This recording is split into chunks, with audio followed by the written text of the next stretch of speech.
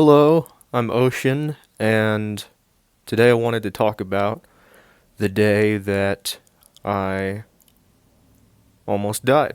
And now it's not like a super crazy story. I mean, I guess it is from some people's perspective, but I didn't have like a disease or anything. I didn't have cancer or what. It happened very recently, maybe like a month or two ago. I was doing my job at the time that I was doing for, I should look at the camera. I was doing my job at the time for Amazon delivery, and they really do work you pretty hard with these Amazon jobs. They make you go really fast with not that much time. They work you really fast, and I was driving over these train tracks in my work van that I was assigned through Amazon, and I had driven over these tracks probably like 10 times, going across the different houses. And then I drove over it one more time. Now this train, these rails, they did not have any guards, they did not have any blinking lights. I think there was a sign to warn, but I had tunnel vision, so I was trying so hard to get my route done, and yeah, there were no blinking lights, no guards that go down because it was in the middle of nowhere. So I start to go over the tracks. And as I'm going over the tracks, I realize that there is a train coming towards me, and it's imminently about to hit me as I'm in the van. So instinctively, I accelerate. And in the moment, I thought that I was going to clear the train. I thought I would just barely make it, but I didn't. And the train hit the back end of the van, and it didn't flip the van, but it spun it off of the tracks. The airbag went off, and the automatic response system within the van sensed that there had been a collision and automatically called emergency services. Two other people had witnessed that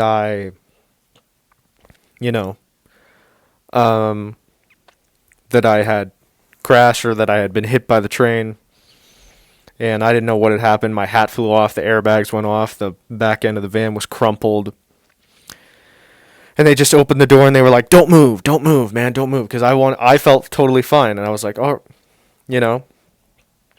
but they were just saying, don't move, man. And they said, are you injured? And I said, like, I don't think so. It's like, well, you don't know if you're injured, so don't move. And then they called the cops too. I was talking to this guy over the intercom, over the little display system in the van that automatically calls the service when you get in a wreck. So I was doing that. And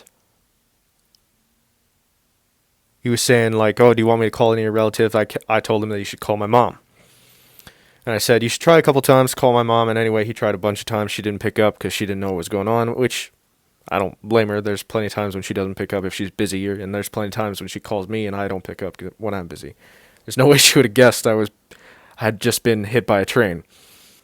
So yeah, they tell these two people there, they're telling me not to move, and then eventually paramedics show up, and I bend forward and they say, let me feel up and down your spine, right?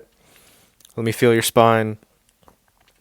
Just to make sure if anything's wrong. And they had me slowly, like inch by inch, get out of the van. And I was able to stand on my own 2 feet. I was totally fine. The only injuries that I had was I had 2 scrapes on both of my knees. 2 very minor scrapes. So considering I got away like very lucky, I think my knees had hit like the under portion, like beneath the steering wheel. Anyways, I'm talking to cops, firefighters, paramedics and stuff. And, they want to have a look at me, and they're like, one sheriff was like, gosh, it's not often that somebody gets hit by a train and they walk away from it and they're fine, that's crazy. They were looking at me like I was a ghost. And I was pretty calm. Like I didn't feel like I was freaking out. I was more freaking out because I felt like I was going to lose my job, which I did. They did fire me later on. Um, which is crazy because I had a pretty good score with them, but shit happens. And the paramedics, they attach things to me to check me out, check my vitals. All my vitals are fine. I have to call my job to report it. I have to call a bunch of different numbers that are putting me on hold, and they're saying I can't leave until the next guy comes to pick up my packages. And I want to just leave with my brother, who I called and shared my location through Google Maps with, so I can go to the emergency room and get checked out and just make sure that there's nothing wrong with me, right? And they're keeping me there, and then eventually my work finally says, okay, you can leave. You can go get checked out in the emergency room. And also, like, they were wanting my statement, my written statement right then, and I was like asking them, like, hey, can I just give you my statement later? And there was some cop who was getting mad when I got off the phone with one of my work people, and he was like, the only thing they should be concerned about right now is you going to the hospital and get checked out, making sure you're good. They shouldn't be wanting a statement right now, and if they ask again, they can talk to me. And it's like, oh, okay, sir. Yeah, he was more mad than I was, because I felt pretty calm about the whole thing at the time. Like, it has affected me later on. Anyways, my brother came. He picked me up, took me to the emergency room to get checked out. It took freaking forever to get checked out in the emergency room, and they finally took me out. And they just did the exact same thing that the paramedics did, and they said I was fine. I got made it so that my job would pay for it, and then I wouldn't have to pay for it and stuff like that, because it was work related. Sure, so I was fine. I've been fine. But I did get fired shortly after via phone call, which I guess, is expected. But they rush you so freaking much, man, and it's just, driving's a dangerous thing, and with these vans, it's difficult to see to your right and stuff, and I was just so tunnel vision trying to focus and everything. But yeah, I almost died, and one of the cops said I was lucky because he said it was one of the slower trains. If it was a faster train, it would have ripped the van in half, and also if it would have hit me directly, I think I probably would have died. The only thing that I've experienced since then was I was doing some Ubering. I was doing some delivering for Uber Eats, and there was this building to the right of me that I was about to go into. It was an apartment complex. And I heard a train whistle. And it's weird that this signaled this to me, because when I got hit by the train, there was no train whistle, which is one of the reasons why I didn't notice that there was a train, because I didn't hear any whistle. But when I heard this whistle when I was parked next to this building that I was going to deliver food to, I all of a sudden felt as though there was a train that was going to hit me from the right. I felt like there was going to be a train that was going to somehow come through the building and somehow get me and somehow hit me, And, which I wasn't even anywhere near the tracks. I was just right next to a building. But for a split second, I felt like I was about to get hit by a train again.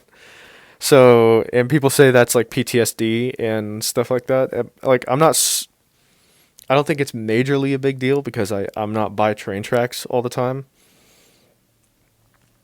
But technically that is PTSD, because I felt like I was about to get hit by a train for a couple seconds, even though I obviously wasn't, and I guess I was taken back to it, because it did affect me, because I did almost die. And anyways, yeah, I just wanted to tell that story because I kind of enjoy it, because it was kind of a crazy experience, and it was kind of a wake up call for me, and in some ways where I'm just starting to live my life the way I kind of wanted to. But yeah, I just wanted to talk about it, and yeah. Anyways, hope you enjoyed it, and bye bye.